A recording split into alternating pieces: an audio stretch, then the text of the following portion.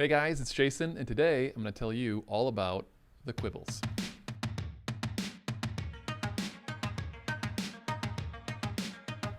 All right, so where do we start with this? Well, let's start with my son, Sven. Yep, it goes back that far. 4 years ago now, considering his birthday was just last week. When Sven was born, one of the things I realized was actually really weird is that most kids' clothes are all patterns, lines, stripes, very childish stuff, which is ridiculous. You need to grow up. No, just kidding. But it was really childish, and almost in a weird way where, as a new dad who loves shoes, one of the most important things about shoe collecting is you can't have your other clothes kind of overpower the coolness of your shoes, right? That's why I wear black every day, so that I can have cool kicks, and the kicks pop, nothing else does, right? So what I realized with Sven was that it was really hard for me to find just simple clothes for him.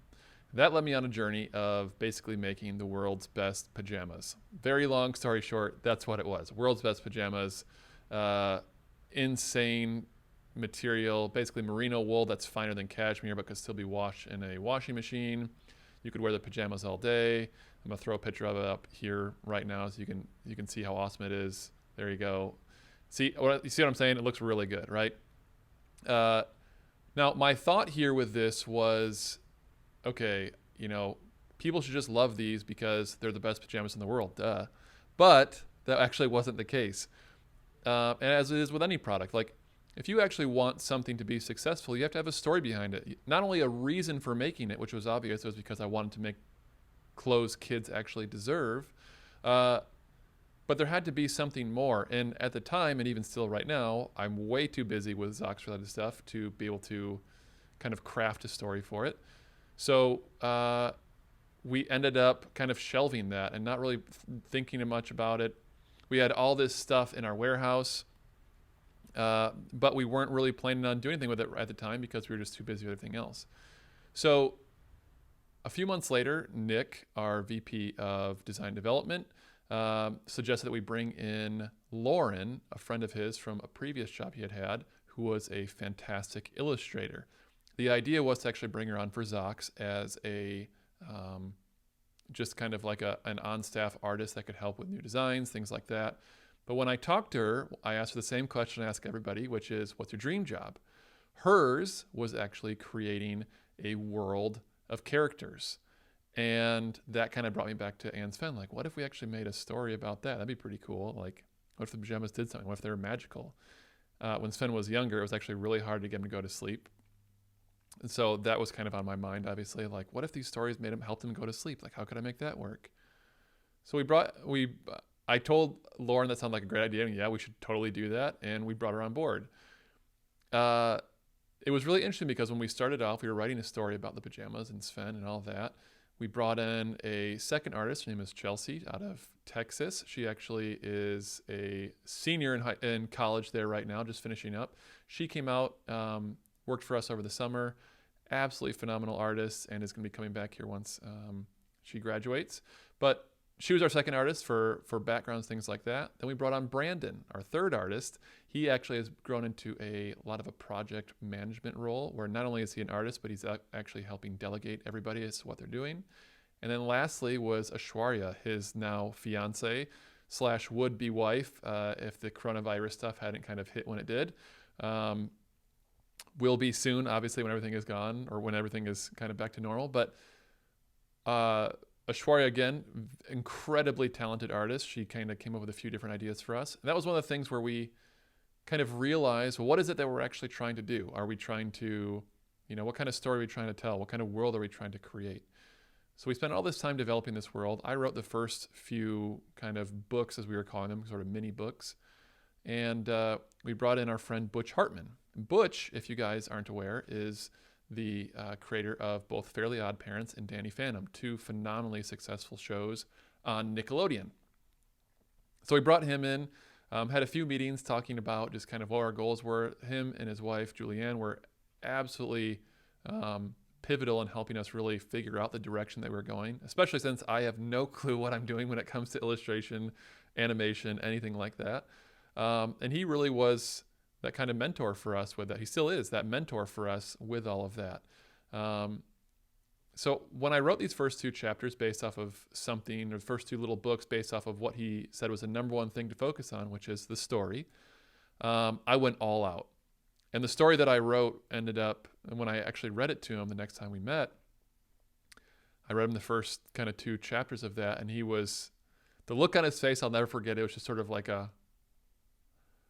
and then he kind of went on and he said, dude, that is not for a 2 to 4 year old, like, which is who we made the pajamas for, right? That's like beyond Harry Potter level, epic style journey. That's going to take you years and years to kind of fully explain.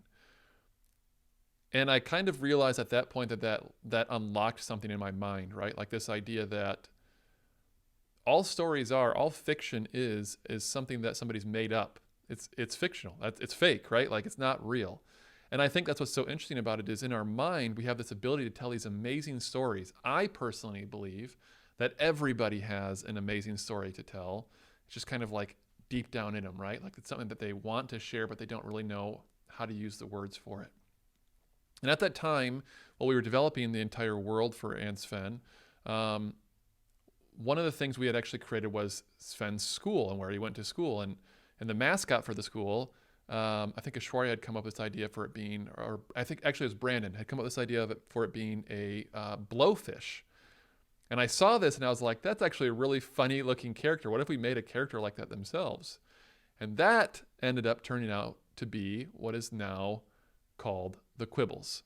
That character that we developed, literally that was supposed to be just a mascot for a school, ended up turning into a full-blown character of its own.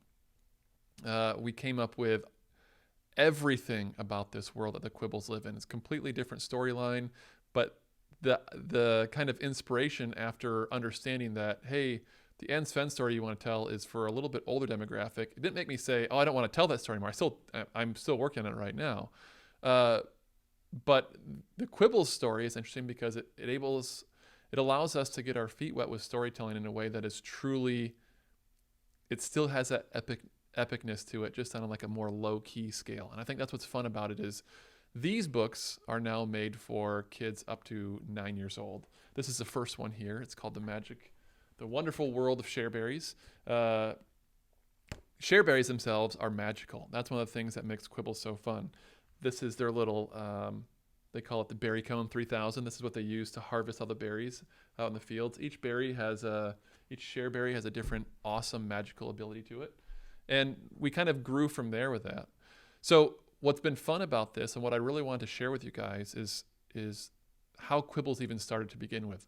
I think, my hope for this more than anything else is that it can be a motivation for all of you, whether you feel like you're creative or not. I've shared this a million times before. The way that Zach started was me drawing a simple stripe on a piece of elastic.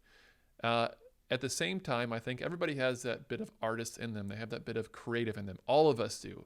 That's that weird, like magical feeling that we have deep down that makes us love creating, right?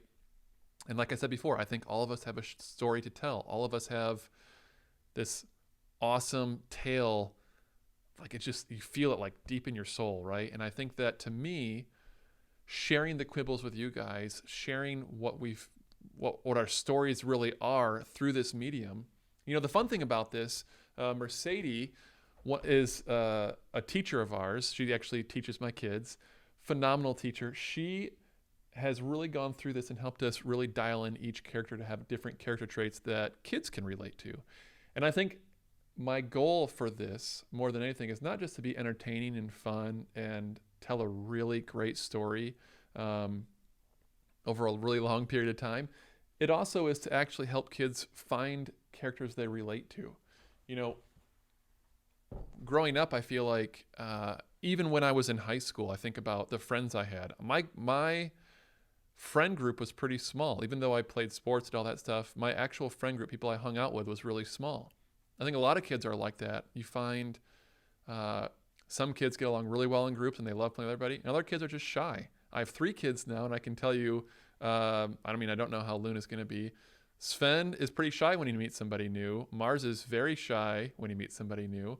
And I think that's one of those things that involving characters like this allows us to bring out those traits that kids can relate to, right? Every one of these characters here is different, and that's what makes them special. The kids get to find somebody that they relate to, and then they get to go on that journey with them. In the next coming weeks, we're going to start revealing more of the world of Quibbleton, of all the characters that we've designed, the magical abilities, what their goals are, what they're trying to do. I promise you guys, this story is so phenomenal. It's been created with so much love from so many different people, and I cannot wait to share more with you. That's it for now. I'll see you guys soon.